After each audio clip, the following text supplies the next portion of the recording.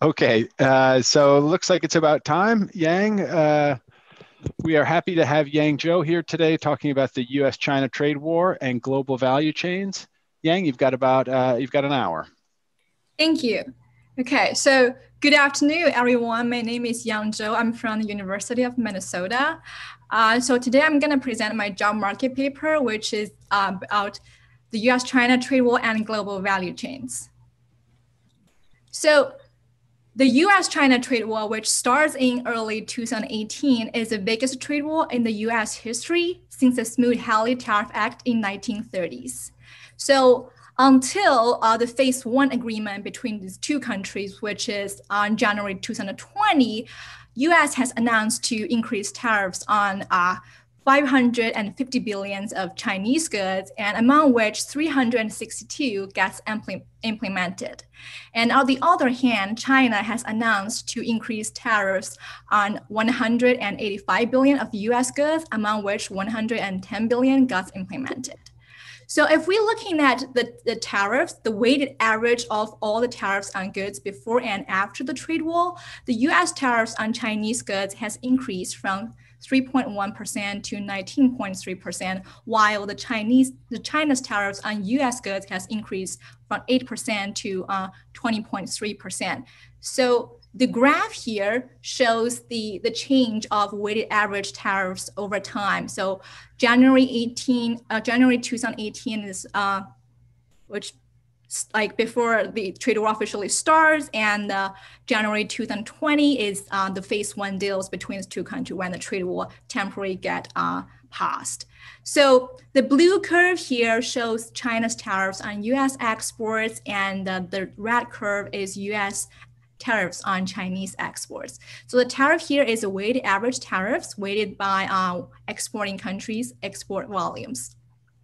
So in July 2018, the first round of trade war officially starts. So during this time, US starts to implement 25% of tariffs on $50 billion of Chinese goods.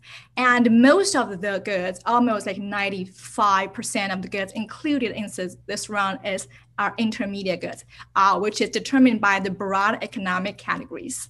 And then in June 2019 starts a second round of trade war. The Trump administration at 25% on another $200 billion of Chinese goods. And in this round, there's more consumption goods included in the list because most of the intermediate goods already are covered in the first round. And in the same year, September 2019, Trump administration at another 15%, add 15% of tariffs on another 112 billion of Chinese goods, and most of goods in this round are consumption goods. So that is a big picture of the trade war. So in general, if we're looking at a US increase in tariffs on Chinese goods, it can be generally divided into two rounds. So according to the broad economic categories, the first round is mainly focused on intermediate goods, and the second round is more consumption goods added into the target list. So what are the top targeted Chinese industry in these two rounds? So in terms of industry, so the graph here, so I got this data from the Office of United States Trade Representative. So this graph shows like the top targeted Chinese industry during those two rounds. And so the top one is round one, and the bottom graph is round two. So the y-axis here is the number of HS8 product included in the two rounds. So for example, like in the first round, the majority of goods included the top targeted Chinese industry are computer, electronic products, machinery, fabricated metal products, electrical equipment. So it's more like about intermediate goods. And the second round, the top targeted Chinese industry are textile, apparel, and then we'll see like there's more like agricultural product, food and beverage included in this round. So, and then here comes my research questions. So given that big picture of the trade war, what is the impact of the trade war on different industries and different countries in the presence of global value chains? So basically who wins and who loses. So to answer the questions, I answer the question in the following two ways.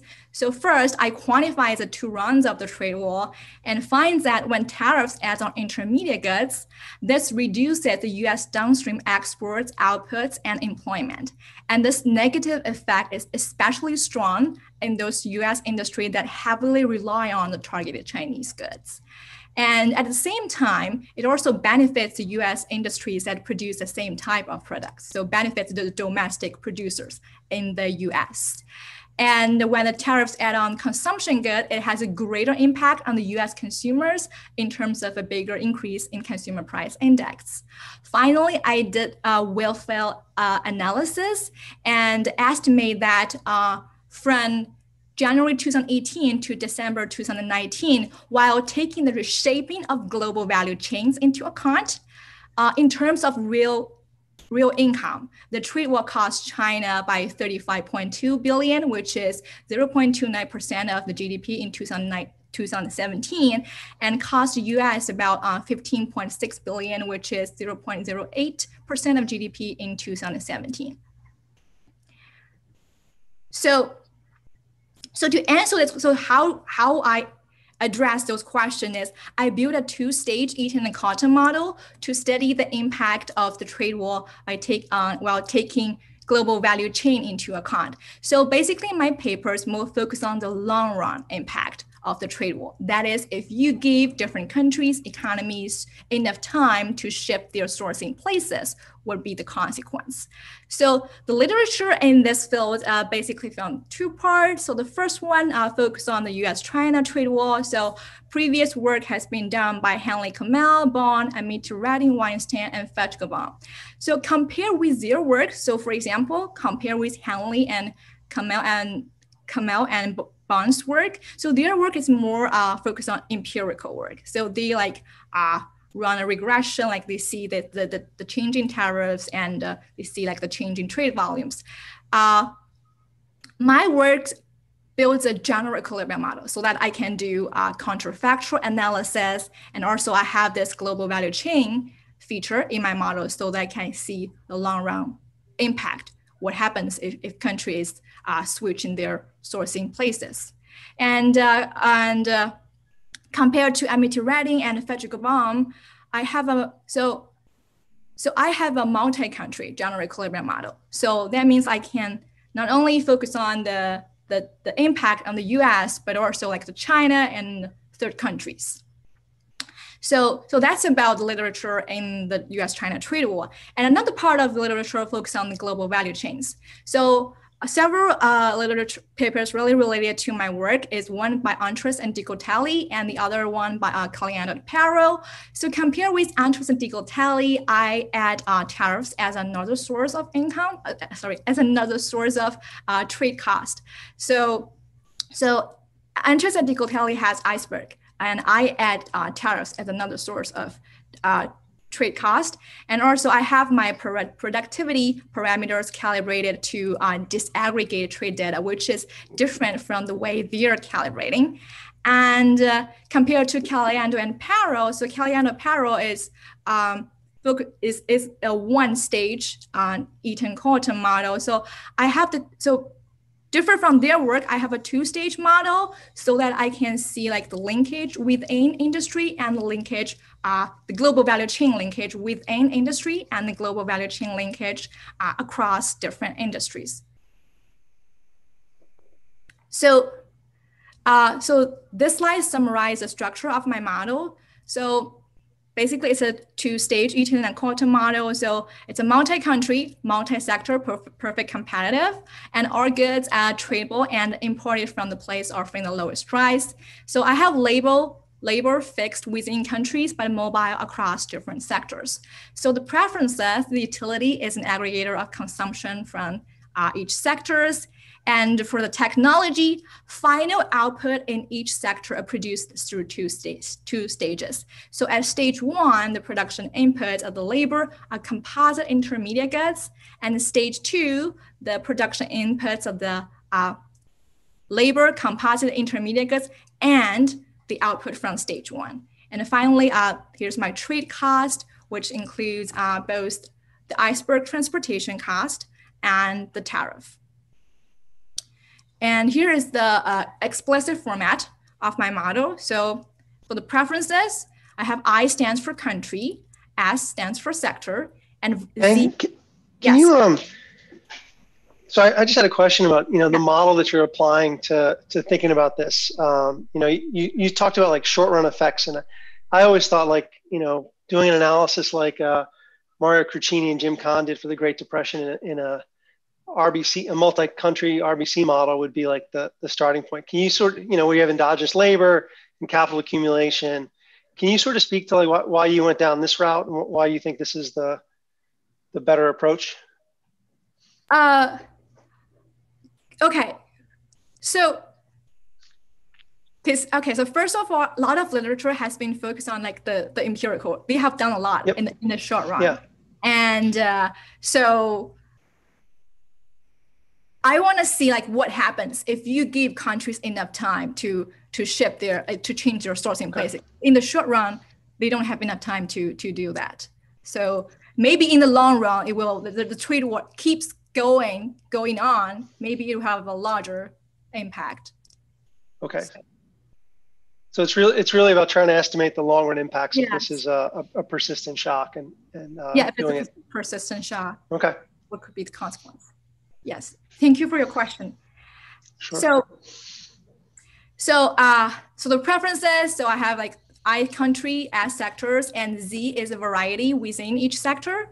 So for the utility function in each sector, that's a Cobb-Douglas aggregators of the consumption from each sector, and BS is expenditure share on each sectors. And for the consumption from each sector, that is CES aggregators of the variety of all the varieties within that sectors. So that's the preferences. And for the technology, so for simplicity, notation simplicity, I'm at Z here. So I'm at the variety here.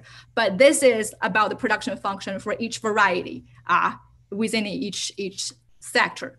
So for example, at stage 1, if stage 1, the production in stage 1 occurs in country I, so that's the total output from stage 1 in country I from sector S. So the A here is a unifactor requirement which captures the productivity, and the LIS1 is a labor input at this stage in this country and sector.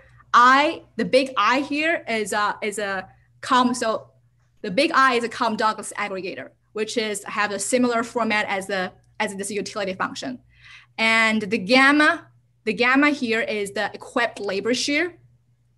So that's a stage 1. And stage 2, the production process in the stage 2 is similar to stage 1. So we have the unifactor requirement at stage 2. We have the labor, and we have the composite intermediate goods, and also stage 2 relies on the output from stage 1.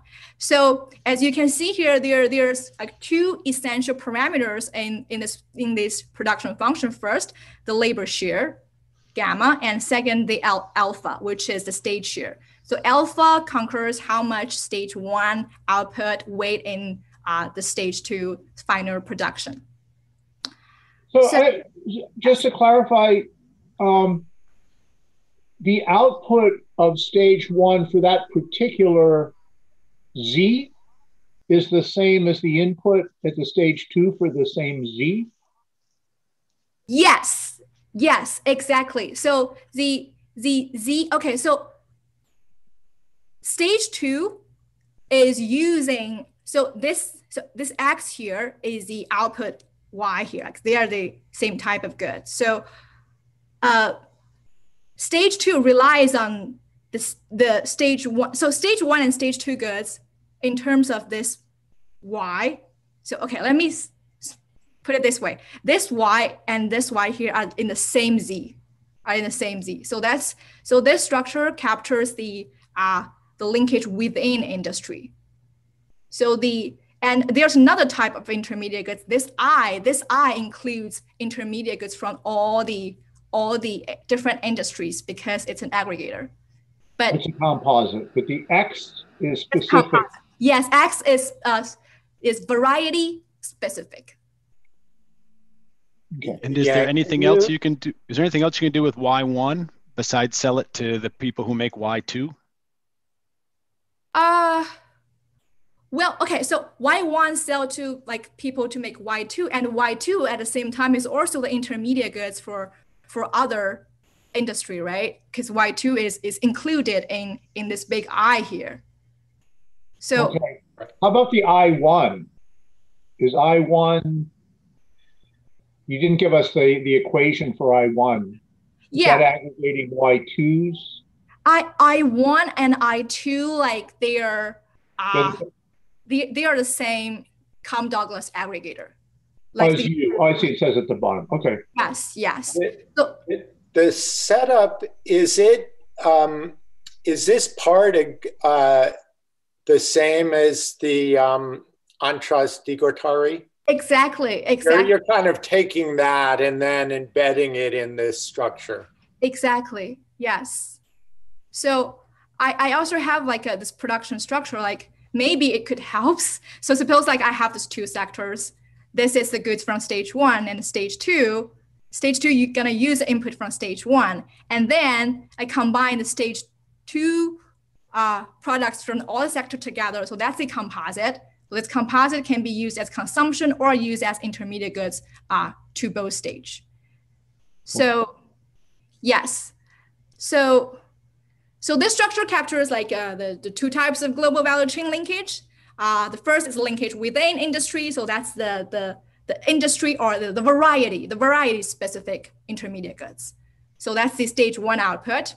So by literature, we call it the snake intermediate. And the other one is the other type of GVC linkage is linkage across industry. So that's included in the composite intermediate goods I, which is also the runabout intermediates.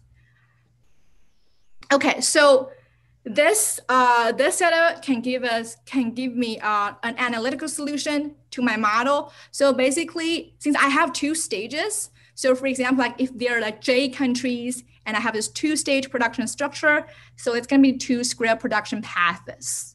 And so each final goods is produced under one of those J square production paths. So then I'm borrowing this assumption by Antras and Digotali. So traditionally, Eaton and Cotton like have this assumption about this Fauché distribution. But since I have 2-stage, if you times up the Fauché, it's not a Fauché anymore. So I'm borrowing this assumption from Antras Digotali is the productivity of a production path follows a Fauché distribution. What do I mean by that? So for example, like the AI1 is a unifactor requirement in stage 1, and that's the unifactor requirement in stage 2. And 1 minus alpha is a stage 1 share, and alpha is a stage 2 share. So this Douglas aggregator, that's the overall productivity of a production path. So I assume like this follows a Fauché distribution, and which is captured by the theta, which concurs the heterogeneity within each industry, and the Tj is the overall level of productivity in different countries. So, do you mean that, is that inequality backwards? It is not a standard product distribution. I don't quite understand the question. Can you say it again, please? Oh, okay, never mind. I'll keep going. Okay, so following this assumption, I can get an analytical solution to my model, which I can derive countries' expenditure share on goods produced under each production path. So for example, I know how much of the automobiles consumed in China has their first stage, like the accessory and part stage occurs in China, and second stage, like the assembly stage, occurs in the US. So whenever there's a tariffs increase on products from a particular stage or of a particular industry, I can check like how this production places shipped from, how this production shipped from one places to another. And this pie decreases in the tariffs along the production paths. So, and here's the key parameters I calibrated. So the T here is the productivity level, shows up in the Frechet distribution. So I make it being country, sector, and stage specific.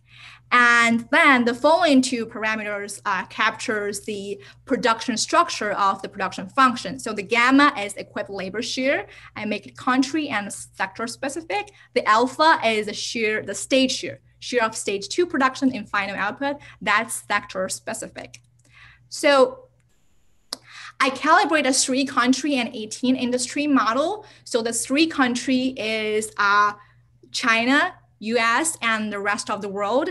As for the 18 industry, so I have one agricultural industry, one service industry, and the 16 manufacturing industries. So the data source I have, so in terms of the tariff data, I got this from the Trade Analysis Information System from the World Bank. And unfortunately, the latest data I can get is from 2014, so which is not very good. But I set that as the before trade war tariff. And then about the after trade war tariffs, so I get this, so the Office of United States Trade Representative and the Administration of Finance of the People's Republic of China, they have posted this, the good list, including like which goods are targeted in the trade war, like part of goods are facing like 25%, the part of 15%, and they all have this HS codes attached to them. So I basically update my before trade war tariff data and with this new goods list. And the other data I use for calibration is I'm using this OECD input and output, inter-country input and output matrices to calibrate my to calibrate those parameters, captures my production structure. So like the gamma, the labor share, and the stage share.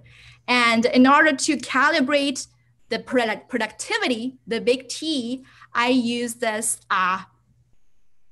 U.S. International Trading Goods and Services data from the U.S. Census Bureau, and I use the disaggregated trade flows and following the gravity equations to calibrate my productivities.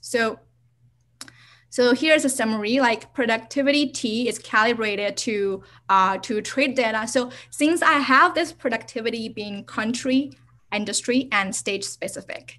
So the first thing I do is I have like 3 countries and 18 industries.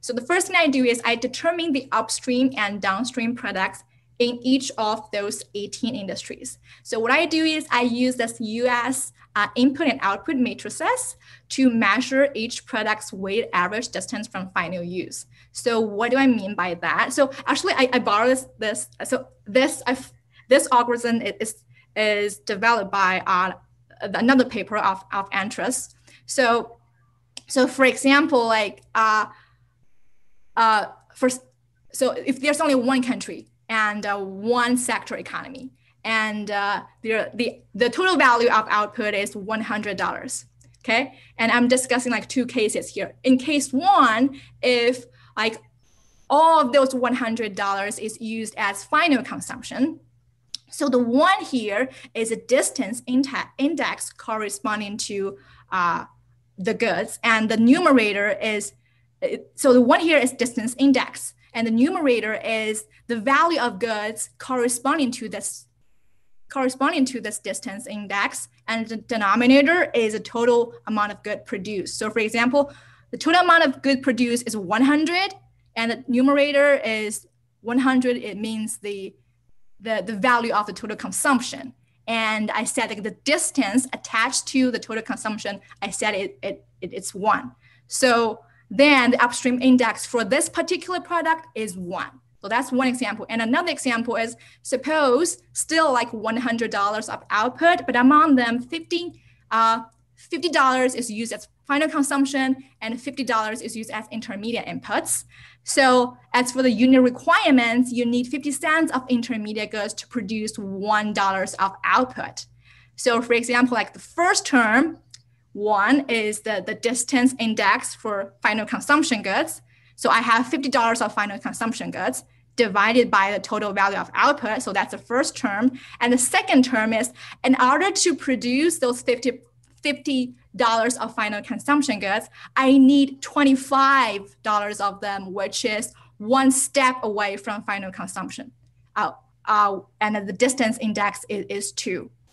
And the third term is amount. So in order to produce $50 of final consumption goods, 12.5 of I need 12.5 of intermediate goods to produce $50 of consumption goods, and those intermediate goods are 2 steps away from final consumption use. And I said the distance index is 3. So then take the limit, the upstream index is 2. So as you can see, like the bigger the upstream index is, the further this product is away from final consumption.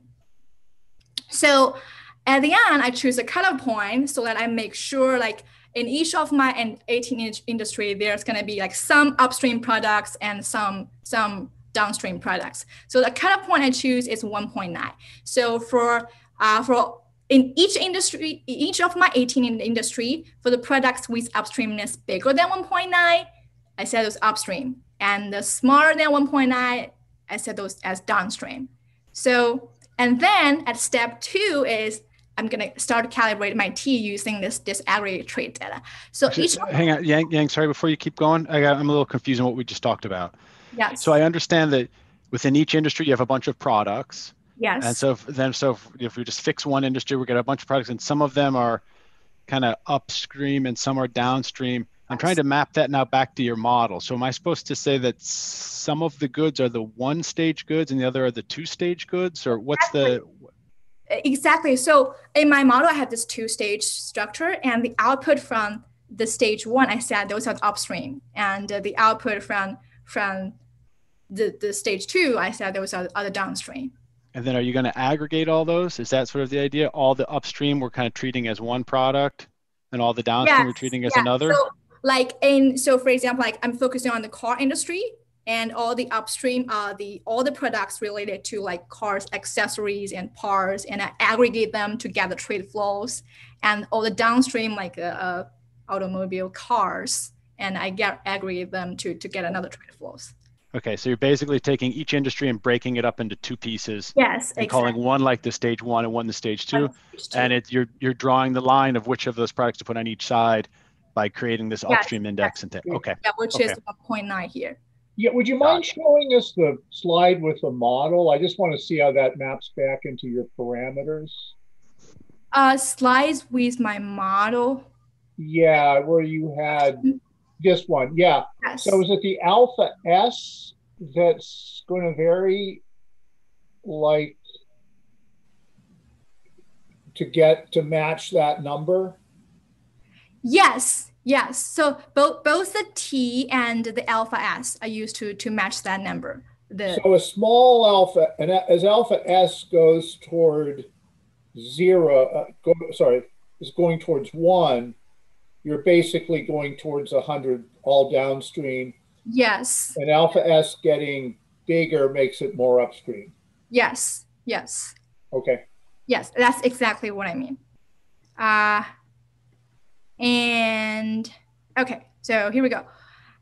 So after like aggregated trade flows for the upstream and downstream products in each of my 18 industries, and this T is targeted to this U.S. import trade shares. So basically, like how much does U.S. spending on importing goods from a particular country of a particular industry from a particular stage? Okay, so that's how I calibrated my productivity. And for those alpha and gamma, so the alpha is the stage share, gamma is a labor share. Okay, so for the alpha, just as a Jonathan has mentioned, yes, so the alpha is measured by this gross output of the upstream products over the total gross output of that sectors. So the bigger the alpha is, like there's more products from downstream, and the smaller alpha is there's more products from upstream. And then since given alpha, I calibrate gamma to target the value added of over the gross output, because in my production structure, the value added over gross output is not simply dominated by gamma. It actually also depends on alpha. So given alpha, I'm calibrating gamma to target this moment. So and finally, I did some counterfactual analysis. So this graph is I want to check my within industry global value chain linkage. So what I do is, suppose I have increased the tariffs on upstream products in all the 18 industry. So like in all the 18 industry, I only increase tariffs on the upstream products and see what happens to the downstream products of all those 18 industries. So the graph here shows the change in the US exports, the change in US outputs, and a change in US employment. And the vertical axis is the percentage change, and the horizontal axis is China's shares in US imports in the upstream sub-industry. So the bigger the number is, the more those US downstream industry rely on China. So as we can see, like for an industry will rely more on China, it's going to be more negatively affected in terms of exports, outputs, and employments. So, and also like these numbers are like a negative number below zero. So we can see like this negative correlation between tariffs on upstream Chinese goods and performance on downstream US industries. And another graph here shows I want to check the across industry global value chain. So what I do here is, suppose I fix the tariffs of anything else and increase tariffs on metal industry, and so increase tariffs on metal from China, and see what happens to the US industry. And again, I'm looking at exports, outputs, and employment. Vertical axis is a percentage change. Horizontal is the share of intermediate inputs from metal industry. So that matters how much that industry relies on metal industry. So the more that industry rely on metal, the more this industry gonna get hit. So for example, like the fabric metal industry is the one that hit us most, and also like machinery, electrical equipment, motor vehicles, because those are the industries rely a lot on metal. So Yang, yes. Sorry. Yeah, are you going to show us pictures like this, but with the data too? This is yeah. all from the model, right? This is from the model. This is from my model. I just want to like use this to justify that like my model is making sense here. So, and then this is the third counterfactual analysis, and then I will show you like what happens in the data. So here I compare two cases. So suppose the case one is I increase tariffs on Chinese upstream products from all 18 industry, and the second case is I increase tariffs on Chinese downstream products from all the 18 industry. So what happens to the US? So the first column is case one, and the second column is case two. So if I compare them, so in terms of price index, increased tariffs on downstream products has a bigger impact on the consumer price index, because downstream is more closer to consumption goods, final consumption. And then I checked the impact on the producers. So for example, like if I increase tariffs on upstream increase tariffs on upstream products from China, this gonna benefits the US upstream industry in terms of their employment and outputs, because those industries are the domestic competitors. And however, for the downstream industry, that's a bad news, because those industry relies on those intermediate goods from China. And on the other hand, it's a similar story. And if tariffs on downstream product, that's gonna protect the US downstream employment it's going to protect the US downstream industries, but it's going to hurt the upstream. Why? Because I have this runabout structure. So the output at the downstream, I also make it being the intermediate goods to produce the stage one output. So that's a bad news for the upstream guys in this case. So, and the lesson I'm taking from this counterfactual analysis is that like the tariffs on imports from China kind of hurts the US industry that relies on targeted Chinese products, and benefits the US industry that produce the same type of products. And so finally, so this is a result I did. And so I replicate this trade war, and I find like what is the top hit and top benefit industry in these two runs. So the first run at the top hit industry is the automotive industry and the agricultural industry. So for the agricultural industry, the reason is straightforward, because the mainly targeted US industry by China is agricultural products. And the automotive industry, actually there's two effects. First, which is also the major effect, is China imposed a lot of tariffs on US cars, which prevent the US domestic producers to ship their cars to China. But on the other hand, the US also increased tariffs on Chinese automotive accessories and parts, which increases the production cost of the US producers. So, and you can see like this double attack from both sides of the country through the global value chain. And the top benefit industry, electrical, machinery, and machinery. Now, those are the industries that US heavily increased tariffs on China. And then I have another table for the second round. So the top hit industry in the second round in the US are the chemical and agriculture, because in the second round, China starts to target more on US chemical and pharmaceutical products, and top benefits as textile, rubber, and plastic products. That's because for the same reason, US starts to increase tariffs on textile apparels imported from China, which protects the domestic producers.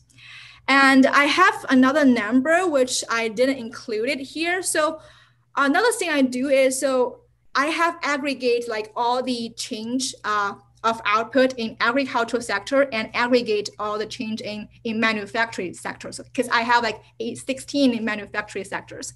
So I see like the US, in terms of value added, the US lose both in agricultural but in manufacturing sectors in the aggregate level, but the agricultural level like hurted more compared to the manufacturing.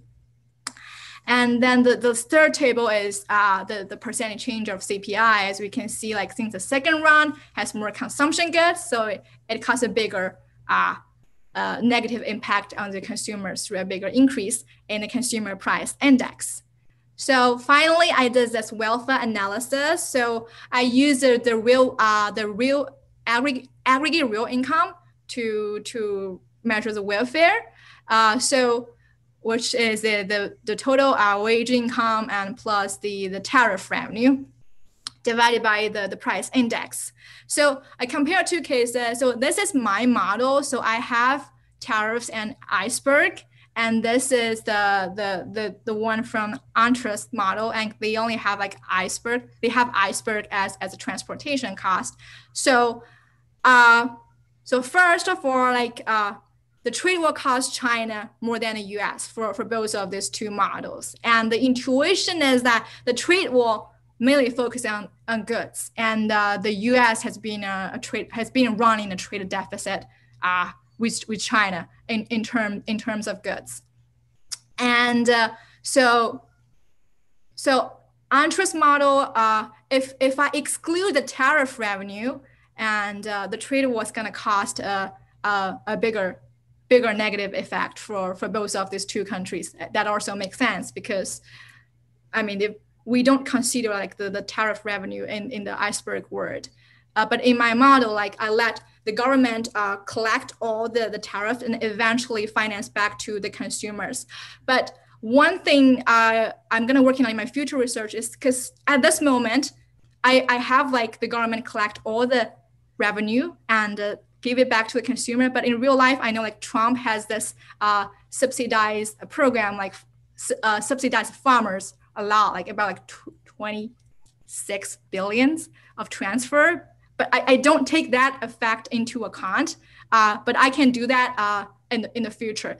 And so can I ask a quick question here? Yes. Could you do a comparison to see what you're getting out of having the 2 layers versus a more simplified 1 layer to kind of show the results being different? Excellent question. So I have that as a backup page. So what I'm doing here is the comparing the 2 layers with 1 layers. So this is not actually, it's not from the data. I'm just running an empirical experiment here. So the red dashed line is my model, which is a 2 layers.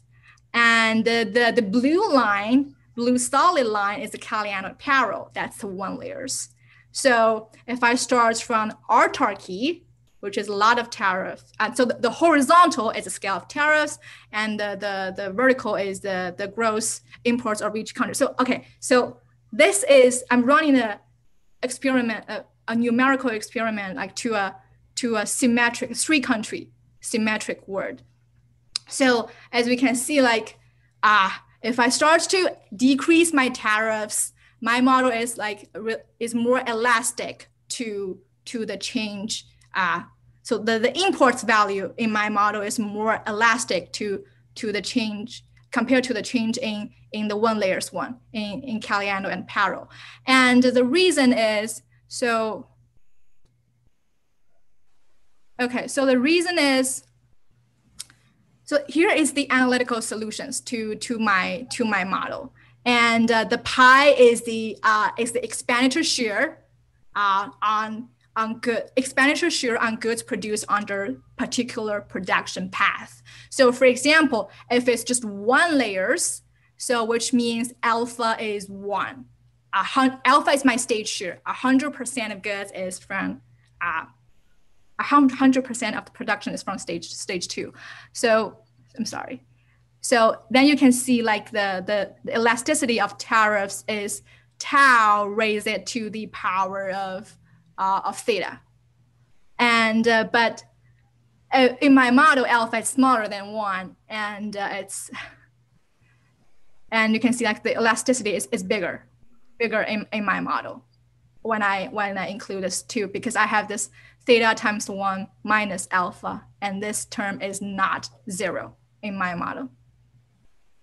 So yeah, could I follow up a little bit? I think the idea, I totally agree with Sam, by the way. But I think the calibration, the example you were showing us is not invariant to alternative calibration strategy. Here, you're holding the model fundamental as the same. Yes, yeah. And you were showing us that it's but when you put this to the same data, then the 2-stage model is going to give you a different calibration on the fundamentals, right? So then I think it's more like a fair game. You have to show the kind of the alternative calibration and what that gives you. And yes. Also tell us what's the special role of China there to drive these results, I guess. Yeah, I totally agree with that. Yes, I should include that in my future presentation. Thank you for the advice. Yeah, so, and finally, the bottom line, my estimation in terms of real income, the trade war cost China by 35.2 billion and cost the United States by 15.6 billion. And there's another paper by Fetchgavam and Kennedy, like they also did like a similar field analysis, and they do take the tariff revenue into account, but their number is, I think their number is like 7.2 billion of loss in the US, which is smaller than mine. And I think like the reason is, well, in my model, like I have the labor, so I have my labor mobile across different industries. This could possibly like amplify the impact of the trade war. So yeah, so actually I finished up early. Yeah, that's all I got for today. Any questions? Yeah, so yes, we'll open up to questions, and I'll actually go first. So in the table, are there any other differences between your model and Ontros's model? Is this table here to show me the difference between having tariffs versus iceberg costs, or is there something else that's driving the difference between these numbers? I assume they're not calibrating it the same way you are. So yes. So this table is just to show that the difference between including tariffs and does not including tariffs. And there's another difference is how I calibrate my productivity. And that's also like one of my major contribution is, so an Analytical tally, and they have this productivity and only being like, they have their productivity being sector and the country specific, and they do not divide it like the upstream and downstream things. So I have included that. So that's how my work different from theirs. Yeah, because it might be that table might be a better comparison if you just do your model with iceberg costs and tariffs, and then do your model with only iceberg costs, right? Just I guess what they're doing is just yes, okay, backing up the iceberg costs. And yeah, I see your point. Actually, like this, I mean, like Antros model actually is my version. Oh, it's your version of, so it is what I just said. Okay, yeah, okay. It's my version of Antros model. I call it your model then. Okay, so that is the difference. And so where you've raised the iceberg costs as much as you would have raised the tariffs before.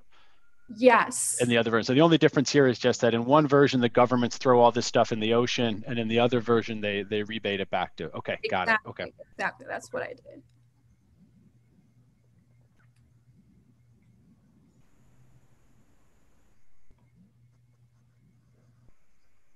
So I'll ask some questions. So I mean, I'm going to confirm what Sam and Daniel said is, because I'm kind of struggling trying to understand what the multi-stage thing is actually delivering at the end of the day. Like, and I maybe I haven't followed Polls and Degortai's work close enough, but I just like not at the end of the day, my gut is it's something about, it's like what Costas taught us a long time ago, was that you just kind of need something to know about the trade elasticity, and then you're done. And then it's like the question is, like, in that figure that what you're showing us, is that elasticity between those two models exactly the same? So the second comment, I'm going to defend the regression guys for a second, which might be a bit strange, is but it's kind of the same ideas.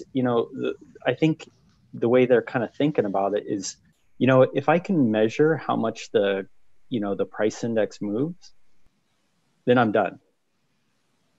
And, that's because I'll just plug that into I guess, those guys don't know about the rebated, tariff revenue, but, the first order effect is how much the CPI is moving around in response to this.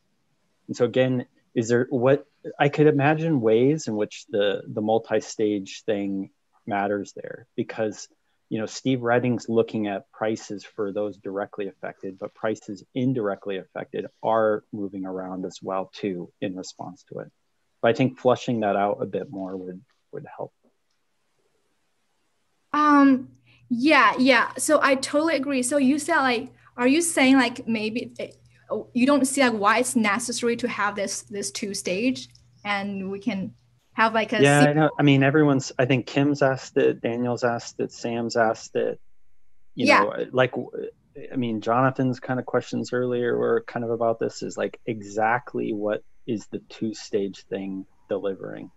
And like, I mean, maybe it's your want operators. Like, I want to see how like these chains move around across space.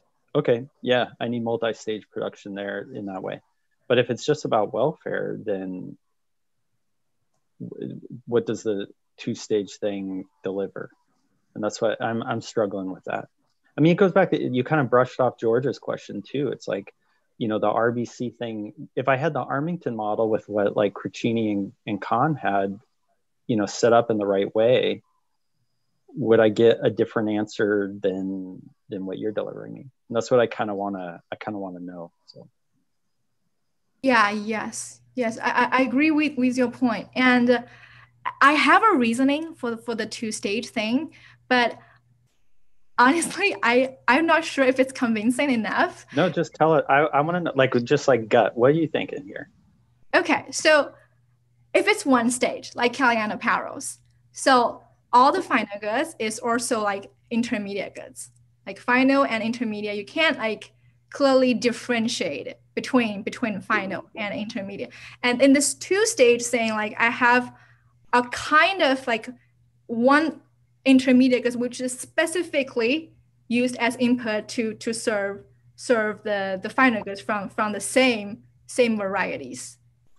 And but the one stage does not have that. So I would say like this reasoning is like because like the two stage is more closer to real life, but in terms of calibration, and I totally agrees with your point. I mean, there's something like one stage can like two stage can do like one stage one stage can also doing.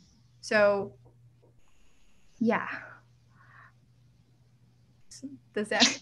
But could I also suggest even, absent what Mike was saying about the welfare, I mean, seems like your model is rich enough to show us some predictions about how these paths will be changing. Yes. And that will be also very useful kind of to help us to understand the mechanism at the background of your model. Once you impose tariffs, why it's so special about the China-US paths, how does that switch? Okay. At least from like a not normative, but like from a kind of a characterization type of view would be very useful. Yeah, exactly. I agree. Like that's right. Like from this model is well designed to talk about changes in paths from a positive perspective. Yeah. And then and I guess Daniel I think has something deeper in mind that the U.S.-China path is special relative to other things, and maybe you can get at that and substitution possibilities. I have a result related to that in my model. So I also did an experiment including third country Vietnam.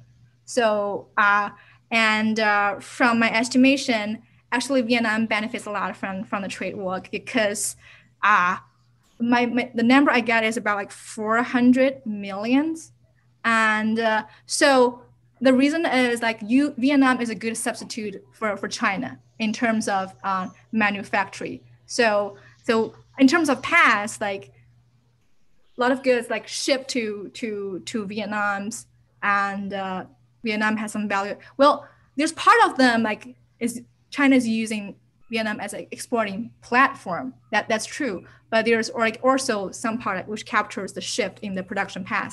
Some production actually is gonna take place in Vietnam in the long run. So I guess like the increase in the value added in the real aggregate income in Vietnam captures it is one aspect to reflect the production path shift. Yeah, I think that's interesting because at least in the tweets, that was supposed to be part of the purpose of these tariffs, right? Was to increase production at home. And if what happens is we just buy this stuff from Vietnam instead of China, that's an interesting kind of thing to try to measure. Yeah. Think about how that works. I mean, empirically, you can measure that, right? You can go to the data and see how trade flows have changed. I think that's pretty interesting. I guess related to what these guys were just talking about, you could do like a short run version of this where they're not allowed to change paths and you just get clobbered by the tariffs. That would be sort of interesting to see. And that's presumably something closer to what Redding and these people who are measuring it just right directly from the data are picking up, right? They're not seeing probably a whole lot of switching yet, at least in the short term. So that would be an interesting experiment to show as well to help us understand the importance of the switching of different paths.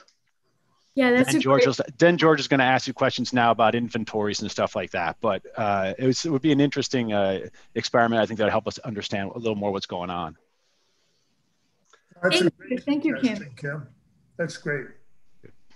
So since I was asked to ask a question, it won't be about inventories, even though they were important in the short run behavior of trade in this event. I actually was interested. I mean, I'll pile on with Daniel and Mike's comments. Like I think understanding the roundabout two-stage stuff is important. In most models, it doesn't matter as long as you kind of keep the trade to GDP ratio constant and then have the elasticity. But my question is really more about the value of the GE model is to look at how like the real exchange rate moves, the terms of trade movements.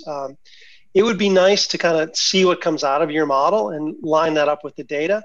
Because in some sense, like that's kind of like the important way that kind of the costs get borne on different groups. And my sense is the movements in the real exchange rate were much sharper than what's going to be predicted by this model. So it pushes like more of the adjustment onto China than the U.S. So it would be interesting to look at that and line it up. Yes. Thank you, George. Sure. What do you think, Kim? Can I jump in and defend Yang just a bit? Or it's better not? It's not obvious I can stop you. Well, let me say that. Let's do the following then. Let's call this the official end of this talk. And so we'll take a 10-minute break. So if people who want to take a break, so we'll reconvene at 22 minutes past the hour. And then if you want to talk a bit, Tim, I mean, it's America. No, Yang did a great job. I'm not gonna say anything. Okay. I promised I wasn't gonna say anything, and now I'm just tempted to break my promise. You know what I mean? No, you should keep your promises. All right, I'm good. But we feel like you have something to say, Tim. Well, yeah. See, here's the thing. I mean, I think in some general welfare sense, the kind of things, George, that you and Mike were saying are 100% right. But you're not going to get some of the sectoral details. So suppose we have a tariff on automobile components, and we want to know what's going to happen to like U.S. automobile exports as a result. She's going to get much bigger increases than a model with just a roundabout, everybody uses the same kind of mix intermediate goods. You see what I'm saying? Yep. It's not going to necessarily hit welfare that big, but identifying the sectors in which you expect to see big losers in terms of production, employment, export, and anyway. No, and that's crucial for the political economy, right? I mean, that's that's central for part of why these tariffs went in place. So it's really valuable. And in fact, I really like Kim's idea of a short run model where you just don't get a chance to change your supplier, and then the impact is going to be much bigger even. I mean, the other thing you could do too, speaking back to why the sectoral detail might matter, is you keep labor fixed in the short run. Yes. Or layer on top of one of these like fancy Roy model things, where, guys, so Kim's laughing. And then, but like that would be a way that you could at least talk to, okay, auto sectors hit really bad because of the nature of this, and that hits the auto guys. Because here there's no notion of that. Like there's no notion of like the auto dudes are hurt from this. No, that's right. So you mean like labor fixed within each industry? You just hold the labor allocation fixed. So you hear like there's like you imagine a table. Like that I think that table that you got is good. It's a good start. It's like my model with iceberg, my model paths fixed. So I can't adjust. And then you could do my model labor's fixed in the short run. You could like layer on all these kind of elements and kind of think through different stuff. And Cordub Deacle and I did an exercise where we did that in two sectors. And it was really interesting in the sense that if you assume labor mobility, the welfare effects were very small. This was a different exercise of getting rid of the trade deficits. But if you forced labor to stay in traded and non-traded, you got really big changes in wages in the two sectors. So you had a huge domestic income distribution effect, which feeds into the political economy considerations. Yes, yes, I see your point. Thank you, Michael. Thank you, Jonathan. So I have a question about the Z. Yes. In the theory, you have the composite intermediate, but then you have the Z specific. Yeah, the upstream specific and downstream. How do you map that into data, or don't you? Okay, so that mapping is not very like accurate. So like in the composite goods, so I have this I, right? I have this I, and this I have different like expenditure share from different industry. So like which is the B in composite good, and those I can read from the input and output matrices. Sure. And then I have this Z. You mean like the alpha? Or I mean, what's X and what's Y? Little X and little Y. What's the X and what's the Y? Yeah. Okay, so maybe I should show my slides. Because you had you took the Z's out. I think you should have left them in, because I think it's the one point where it was really good to know what the Z's are. But yeah, you see, you said that the Y here with the Y1IS, yes, where your hand is. And then we have this X1IS down here in the line below. And you said that was all about the same Z. Yes. And I just don't know in the data how you know a Z is like a 6-digit. What are you doing for Z's? Are they like 10-digit, 6-digit? Oh, because I'm not so my alpha, all my parameters are sector specific, not Z specific. So I'm like, I don't need to check like what happens for an individual product. Actually, I'm aggregate all of the product from that sector to. Okay, so within the sector, you don't have to say what's upstream and downstream, or stage 1 and stage 2? Within the Z, I don't have, but within this industry, I have. How do you do that? Say it again, please. How do you decide within an industry what stage 1 and what stage 2? Oh, the cutoff point here. Oh, but when you say products, are products inside an industry? I'm just confused about what the data are. Okay, so the data, the trade flows I have is a disaggregated trade flow. It's a HS4 trade flows in all HS4 products. Okay. And then the upstream index I set is to this 451 products. So the number of upstream in the index I have is 451, but the trade flows that I have is like 1,000, like 400 something. So I do a concordance. Okay, got it. Okay, that's very nice. So I think this exercise of keeping the supplier country fixed would be really interesting, and get the dynamics in there a bit more. Yes.